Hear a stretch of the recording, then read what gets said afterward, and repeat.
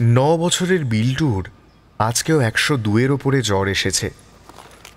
মিতু ব্যাগপত্তর সব গোছাতে শুরু করেছে, আর একটা দিনও সে আর এই গণ্ডগ্রামে পড়ে থাকবে না। অশেষও পুরো ব্যাপারটায় বেশ থতমত খেয়ে গেছে। আজ 5 দিন হলো তারা এসেছে অশেষের দেশের বাড়িতে। বাবা বেঁচে থাকাকালীন আগে 9 মাসে 6 মাসে তবু একাধবার আসা হতো, কিন্তু বাবার মৃত্যুর পর প্রায় 1.5 বছর আর এদিকে আসাই হয়নি। এমনকি বাবার বাৎসরিকের কাজটা পর্যন্ত সে শহরেই মিটিয়ে নিয়েছিল। অনেক ছোটবেলায় অশেষের মা মারা যান, তারপর থেকে বাবাই তাকে একা হাতে মানুষ করেন। পোস্ট অফিসের চাকরি করে ধীরে ধীরে অশেষের বাবা নিতাই মণ্ডল গ্রামের একেবারে শেষ প্রান্তে এই 2 কামরার একতলা পাকা বাড়িটি বানিয়েছিলেন। কচুরিপানায় ভরা ডোবা আর বাঁশবন দিয়ে ঘেরা এই ধূসর সাদা রঙের বাড়িটার প্রতি বড় মায়া ছিল নিতাই মণ্ডলের। কিন্তু এই 1.5 বছরের মধ্যেই পুরো বাড়িটা কেমন যেন হানা বাড়ির মতো দেখতে হয়ে গেছে।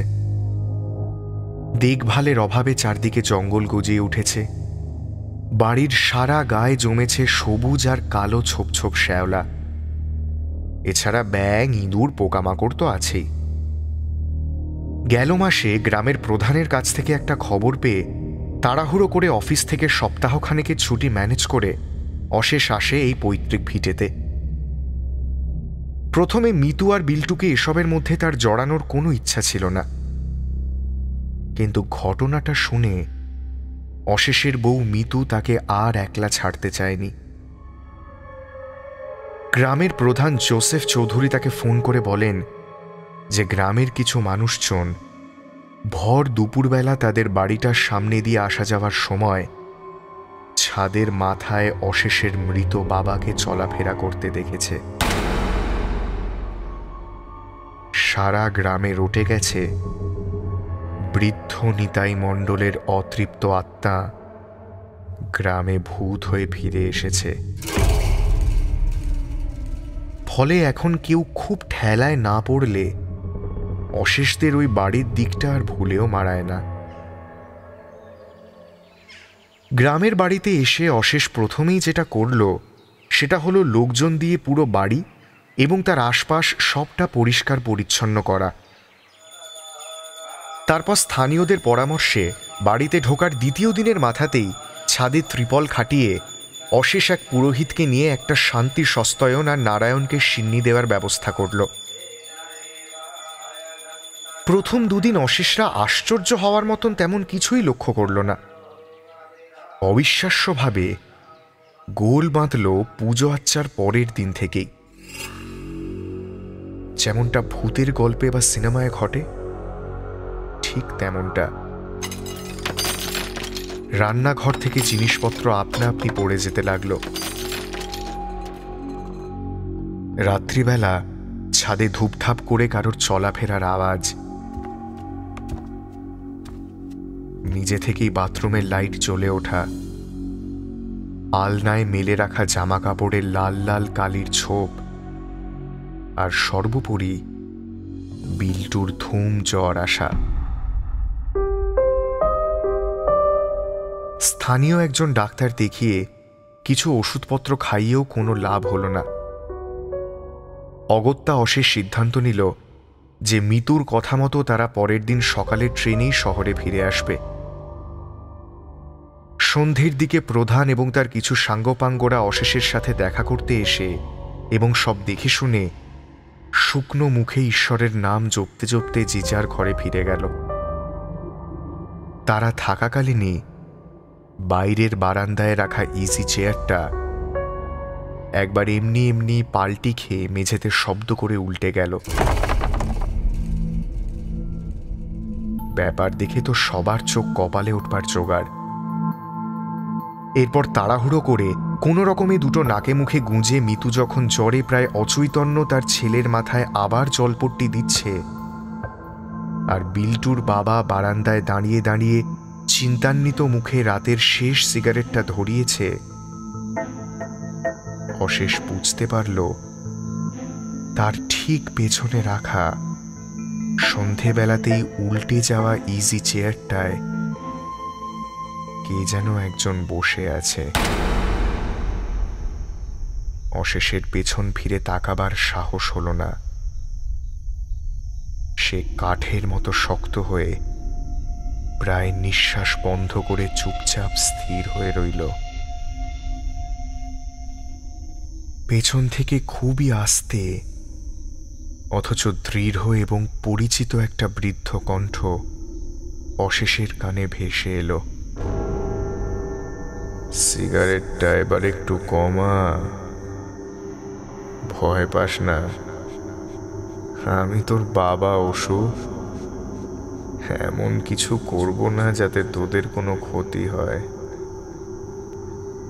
তোরা ভয় পাবি বলে এইভাবে সামনে না এসে বিভিন্নভাবে তোদের সংকেত দেওয়ার চেষ্টা করলাম, কিন্তু লাভ হলো না।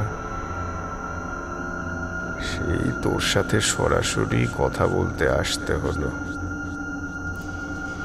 মাঝখান থেকে বিল্টুটার ভয় কি অবস্থা হলো বল দেখি।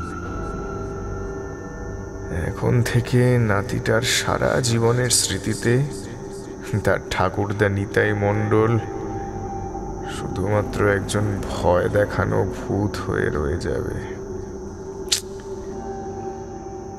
যাই হোক, আসল কথায় আসি।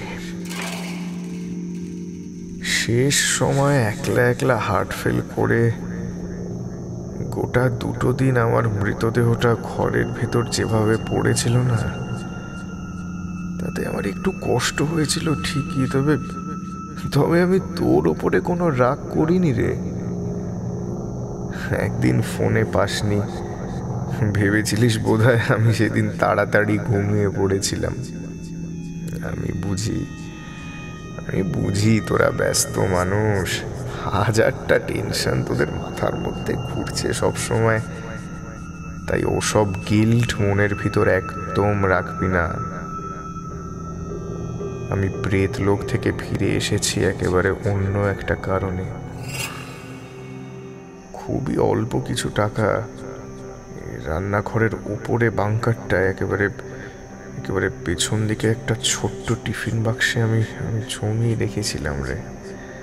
সেটা তোকে বলবো করে কোনোদিন বলা হয়নি, তাও আমি আসতাম না। কিন্তু তো 3 দিনের আগে থেকে যা শুরু হলো, না এসে পারলাম না।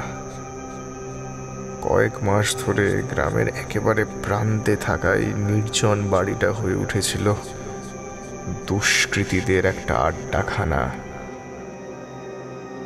ওই ধূর্ত প্রধান জোসেফ চৌধুরী ভেবেছিল ধীরে ধীরে এই বাড়িটা জবরদখল করে এটাকে পার্টি অফিস করবে,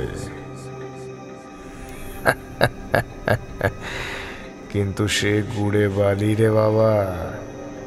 আজ এমন ভয় পাইয়ে দিয়েছি বেটাদের, এদিক পানে আর ঘেঁষবেই না।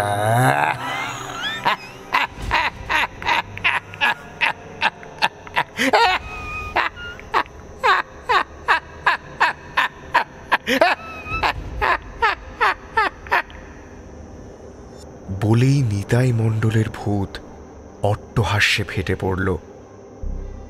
ঘরের ভেতর থেকে সে অদ্ভুত হাসির শব্দ শুনে মিতু বাইরে ছুটে এসে দেখল বারান্দায় ইজি চেয়ারটার সামনে অশেষ অজ্ঞান হয়ে মেঝেতে পড়ে আছে, আর তার হাতে রাত খাওয়া জ্বলন্ত সিগারেটটা থেকে তখনও ধোঁয়া উঠছে।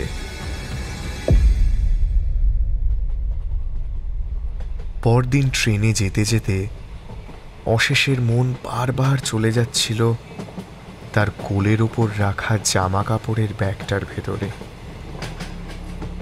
সেখানে একটা পুরনো জং ধরা টিফিন বাক্সের মধ্যে সংসারে একজন অদরকারি হয়ে পড়া বৃদ্ধ তার নিজের ছেলের জন্য কিছু স্মৃতি আর স্নেহের চিহ্ন রেখে গেছেন। হাড়হিম হরর আপনারা শুনতে পারেন এক্সক্লুসিভলি মির্চি বাংলার ইউটিউব চ্যানেল এবং গানা অ্যাপে।